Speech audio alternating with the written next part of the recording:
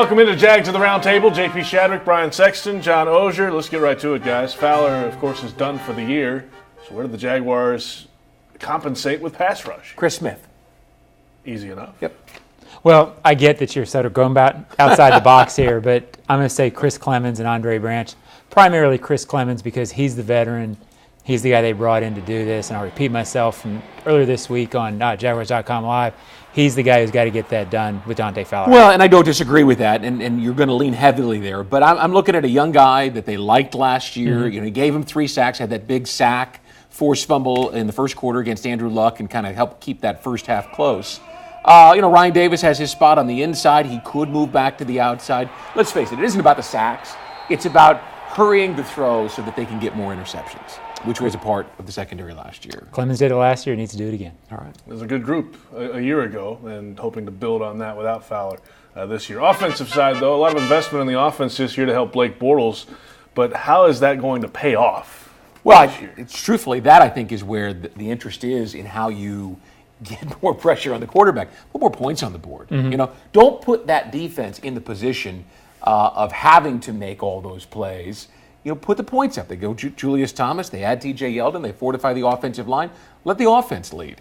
I think you're going to see the expected improvement from Bortles and the young wide receivers as started to happen last year, and you're going to see a year or two jump.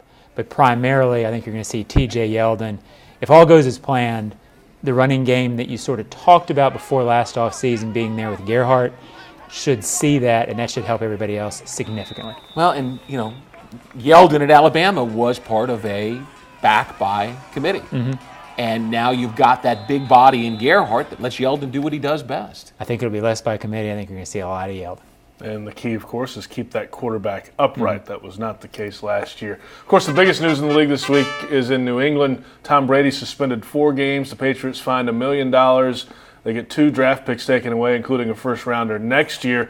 Is it enough? Is it too much? Will this change after the appeal? Well, it's hard to say that you expected it because you didn't know how they'd handle it. But as you look at it, I think it was just right. If this is a team that has the history with 2007, with Spygate, and there is a perception that it's connected, and it was said that part of it had to do with that. So I think that's appropriate. You can't take away the Super Bowl, so you've got to do something going forward. At least in recent memory, by the way. Have you ever seen an appeal not get changed? I mean, where the league has come down and said, no, you're serving the full suspension. Doesn't happen very often. It would seem like this is going to, I got a feeling it's going to go to 2 games, you know, which means that he'll be there for the Jaguars game. Yeah, well, you're right. Yeah, something like that. I can't decide whether inflating the ball or deflating the ball had any impact at all. Clearly didn't on the outcome of the game. And, you know, you go back before 1999, we never even talked about the football. You know, I mean, it was. So my whole issue with this is that he didn't turn his phone over and he didn't cooperate. So from that perspective, I might have given him more.